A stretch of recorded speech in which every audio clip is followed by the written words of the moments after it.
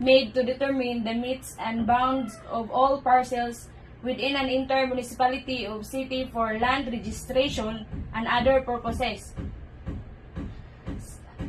Cadastral survey projects covering surveys of extensive areas covering an entire municipality of city consisting of several or many parang kuan kanang makuha ng sa mga tao nga ang ilang area ba para maiwasan po ng mga away-away bitaw ma'am para ma-identify gud nga kaning lugar mo ginila dinhi ni pwede diri kay pwede ni siya kanang road ni nga dayon the cadastral survey ang purpose ani cadastral survey ma'am for identifying and delineating the individual claims of all landowners and claimants which will serve as basis for the issue out in connection with various engineering works such as roads, railways, etc.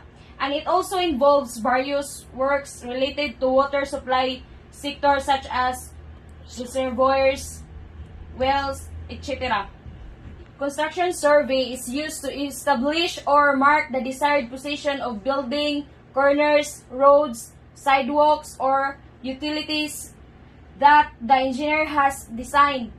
So, mo ni siya ang example sa construction survey, ma'am, kanang para kuan sa dili pa magtukod o kanang usa ka building, ma'am, mo ni ila sa i-survey kung kanibang lugar pwede ba ni siya mo ba ni ang desired nga tukuran nila og building makuan ba tanan diri ang ilang mga plano total station lahat ana diari sa lahat kanay mag-survey din na sila sa roads.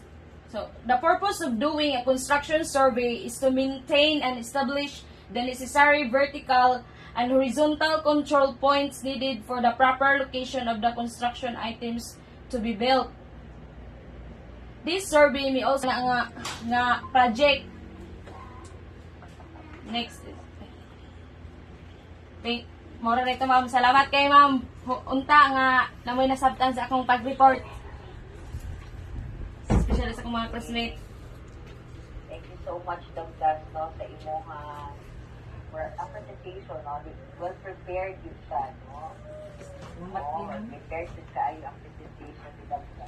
No? Okay, balik ko Dr. kay nalakoy yan.